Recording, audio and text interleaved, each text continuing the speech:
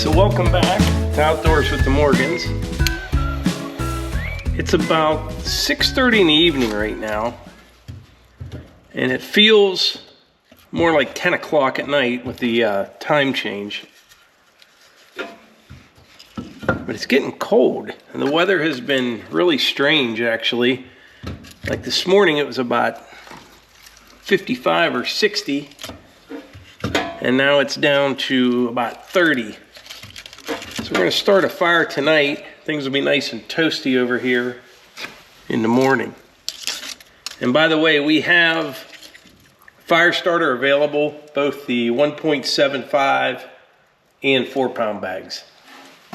I can see in the camera the fire's starting to take off, but we are going to have a busy morning tomorrow. I've got a load of white oak coming first thing in the morning, a whole log truck load. I'm not exactly sure what I'm getting, but there'll be some saw logs, some real big ones, I'm sure. Maybe some firewood poles. We'll just have to see how it works out. But it's going to be mostly white oak and a little bit of red oak. Now, these are not going to be premium saw logs or anything like that, but the price was right. And I figure I can cut out the good stuff for lumber, and then we can split the rest up for firewood. I'll be using the split fire log splitter on the excavator though, because I went to see some of them the other day over at Adler and Sons, and some of these things are like 36, 40 inches in diameter. So we got that going on in the morning. Then I've got a guy coming with a truck and a trailer bringing me some IBC totes that he emptied. And I also have a load of water coming for the cistern tank. We get that from Fox's water supply. It's $325 for a load. And I think they haul a little over 4,000 gallons, which is why I put a 4,000 gallon tank in. It's 325 bucks. Lasts a long time. You know, we're not washing clothes over here, but some showers, washing some vehicles, lots of toilet flushing, that kind of stuff. We had a couple parties here since the last fill up, but yeah, this will be the second one. So hopefully the log truck, the water truck, and the IBC totes don't all show up at the same time. That would be a little congested. Yeah, this fire is going to be ripping right here. It'll be a little while before it gets up to temperature, but once it gets there, it's a beautiful thing. I have noticed, you know, we've been using the mini split on those tweener days. Sometimes you just want to, you know, take the chill off. It's not cold enough to really start a fire. That works really well. That's a Mr. Cool 36,000 BTU. The air conditioning is fantastic. And to be honest, I didn't expect much out of it for a heat source, but it works great. It heats this building up real quick. But what I noticed was this kind of just heats the air up, if that makes sense. So in other words, when it gets up to temperature, or say you shut it off, it doesn't take long, and you can notice it starts to cool down just a little bit. Now with this, it seems to heat everything up. You know, there's a lot of concrete here, metal, wood. This seems to heat everything up, and it stays super cozy. Now I still don't have the radiant floor heat hooked up in the building. I need to get that taken care of, and that will give us 3 different heat sources in here. I'll be honest, I've mentioned this before, the wood stove was a very pleasant surprise. Zach from Black Knight, that's where I bought that Regency stove from, he said that will heat this entire building. And I was kind of like, yeah, okay, you know, sure. And I thought it would do pretty good, but it literally heats the entire building.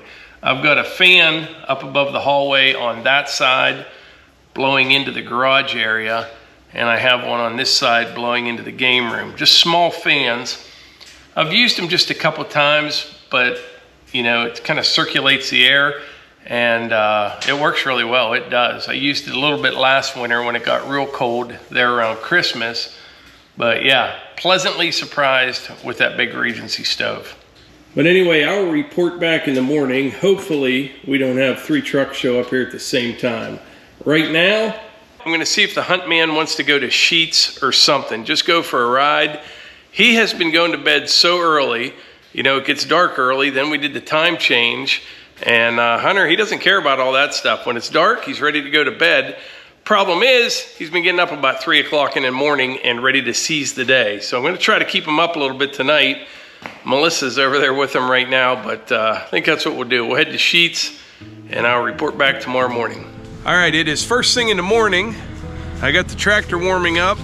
I need to go down to the wood yard, kind of dress up a little spot there for these logs. The log truck will be here in about 15-20 minutes. And then the IBC totes will be here about 45 minutes after that. And then I'm not sure when the water truck's coming.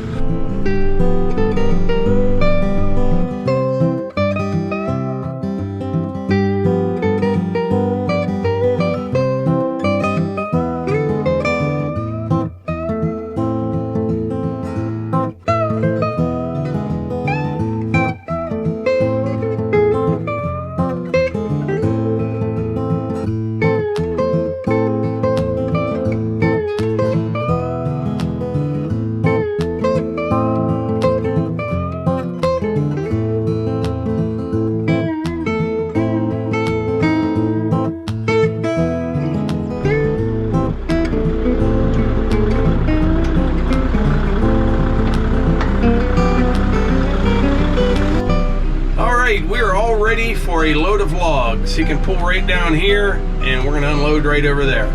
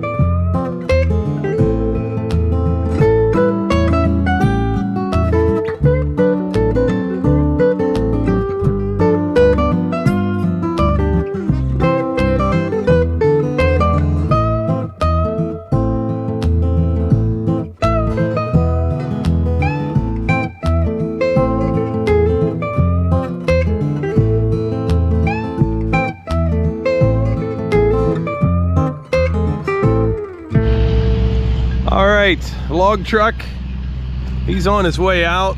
That load of IBC totes, well, there's just 3 of them. They'll be here in a little bit, but this is that load of white oak. It's some big gnarly stuff. The price was right though, and some of these are just huge. I better grab a tape measure here, check some of these out. Yeah, like this one here, probably about 36. Yeah, 35 inches at this end. That end, it's probably 42 or 45. But like that log right there, it's not perfect. There's some rot in the center of it on that end, but it's pretty solid on this end. So there's a lot of good wood in there. And I didn't pay much for this load. Basically, what a cost of firewood poles cost. So whatever I can get out of this as far as nice lumber and slabs. I mean, one of these logs, if you get a couple good slabs out of it, it'll pay for the rest of the load. Hopefully. Here's a very nice one right here. That's about 26 inches, 10-footer. All right, while we're waiting for the IBC totes, we're gonna do a little it's a little maintenance, a little cleanup on the sawmill.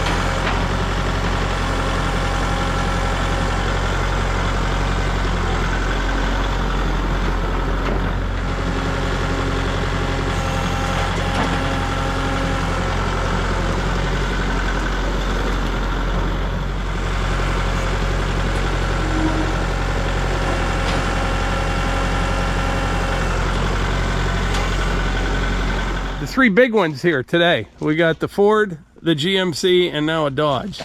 This is nice. Got the Cummins in it. It's a 1-ton. That'd fit right in with the other ones here. Definitely. And then aluminum trailer, which is really nice as well. You say this is a 22? Yes. How many miles you got on it so far? 23,000. Do you know what kind of mileage you get? Around town, 18 and a half. On the highway, empty, about 21 on paper. About 21 on the highway. Okay. 373 rears. 373 rears. Nice setup. Yeah, that's a nice trailer right there. Let's get the ramps on the front.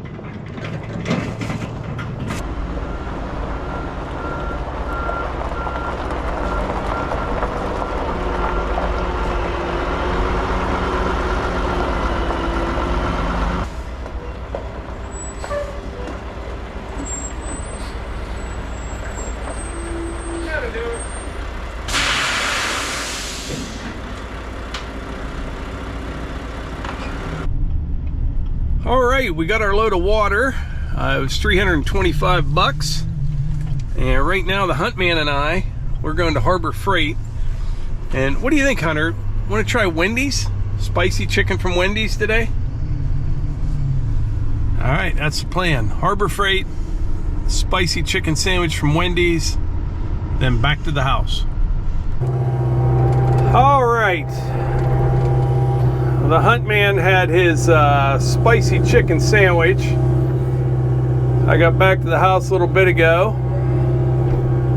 And then I came out here and I dropped 3 trees, 2 oaks and a maple. I'm on the little clearing project on the road here.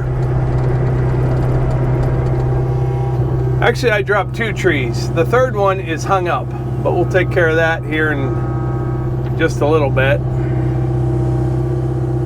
But I like to kind of clean up as I go. Not everything, but I like to try to keep it a little bit organized. Otherwise, it's kind of it's more difficult later on. You know what I mean?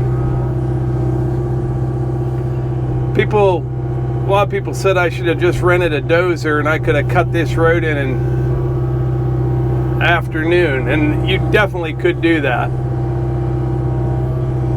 But you would have a gigantic mess on your hands that would take forever to clean up.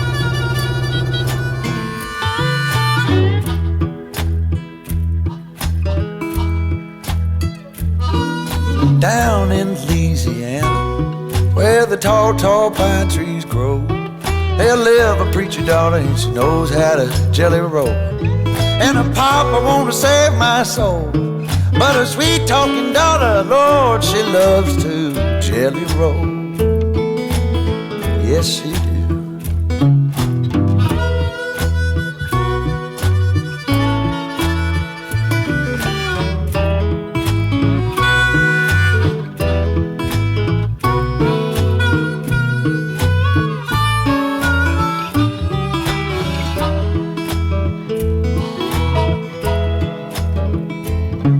Got a gal in old St. Louis, one in San Antonio. Come and get it while you can, for tomorrow I'll be. So I just shut the machine off and got out to move a camera, and there's a doe and a buck coming right at me. The doe just stopped. They're about 40 yards away. We're just going to sit here for a minute. I'm going to try to zoom in when I edit.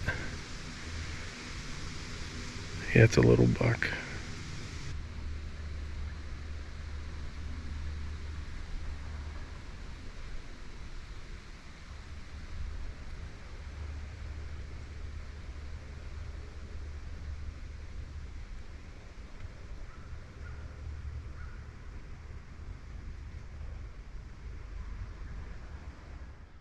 Yeah, so that buck is now, I think it's an 8 point.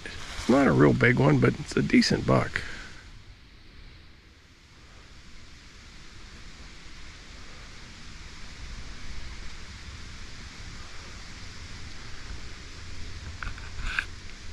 I thought that doe went that way, but it may have came up this way.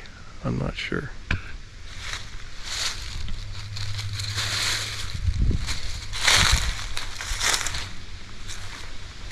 I'm out here knocking down trees, and they're coming right after me. I can still see them.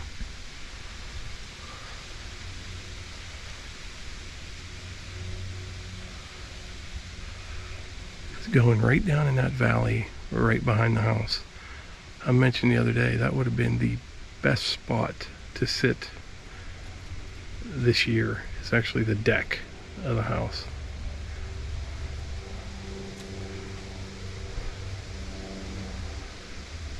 One of the reasons I stopped was neighbor Cliff called me. He just saw a nice one coming from over at this direction towards his house. Went right through his yard, nose to the ground. Get up here a little bit.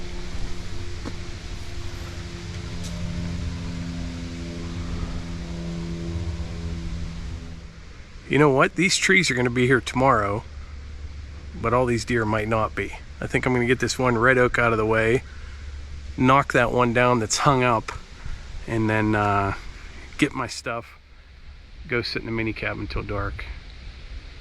Yeah.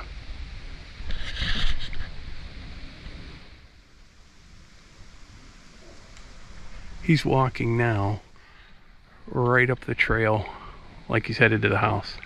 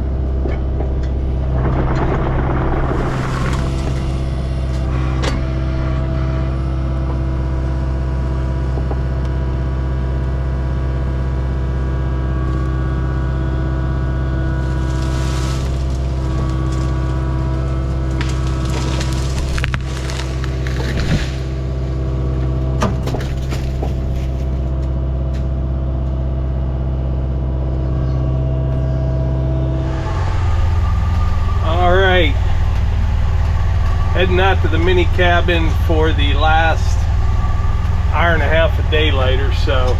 I should have brought the excavator out, chainsaw, make as much noise as I can. They seem to like that.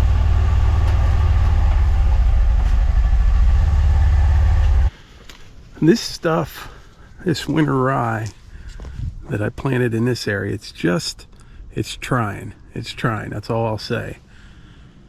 That came in pretty decent, but the deer are eating it as fast as it grows. But this stuff will germinate down to like 38 degrees. And it's just been getting real cold in the morning, but I can definitely see it coming up.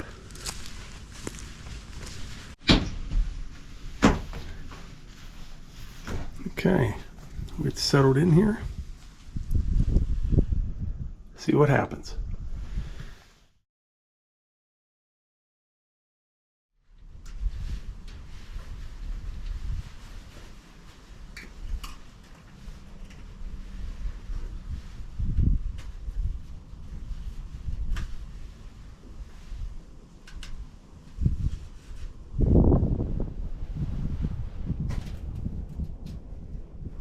Well, I saw a nice buck. He was pretty decent, actually. He was over there on that trail, and he walked right on into the field and then over past those firewood baskets. The closest he got to me was probably 60 yards, a little bit too far, but he is just he's just on the hunt. I mean, he is just walking around looking for a doe. My only hope here is before it gets dark that he finds a couple doe and they come this way. Normally right before dark there's 5 or 6 of them I see, you know, come this way. So we're just gonna hang out here for a bit, see if we see anything else.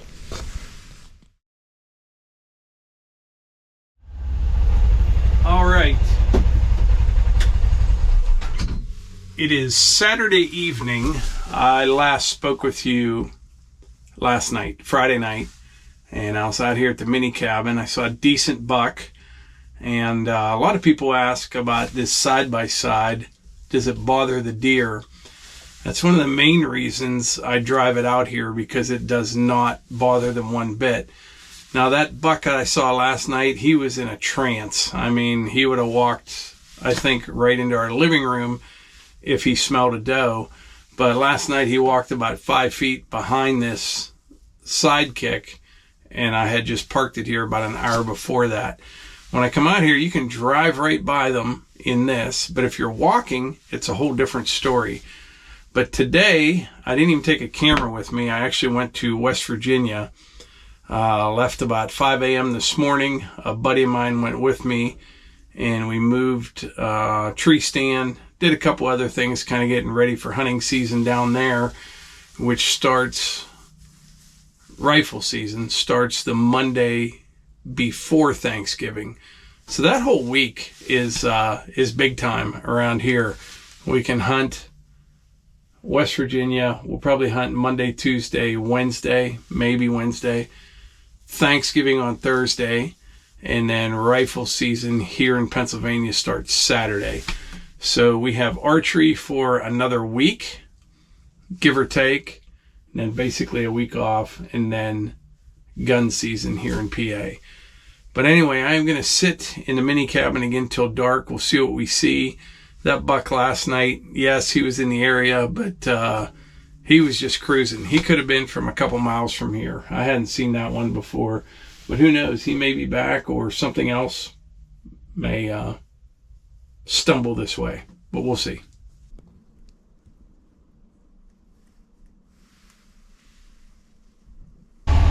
All right, we are headed back into the house. I was trying to leave a little bit ago, but I had 3 doe out here in the clearing, and they wouldn't leave, and I hate, you know, coming walking out of there when there's deer there. But they finally left. Now, that buck that I saw, it was a 6-point, which is not legal here in our area. It can have 6 points and be legal if there are 3 up on one side, you know, not including the brow tine. But this one had a brow tine and 2 up, so it was not legal. But that is the best thing that I have ever done on the property, is making that clearing. I mentioned before, unless there's acorns, you know, besides just browse, there's not a whole lot of food for the deer, and they normally just pass through out there at the mini cabin. But since I planted that winter rye, they come there and they hang out, which is pretty cool. It is kind of struggling to grow because they're eating it as fast as it does grow, but we're getting into winter here anyway. I think what I'll do in the spring, I may even put some temporary fence around that area and really get it growing with something good, and then go that route. But anyway, the hunt man is definitely ready to go somewhere. He hasn't been anywhere today. Did not get a chicken sandwich or anything like that. We're going to call today, and don't forget there is fire starter available There will be a link in the description and a pinned comment as well.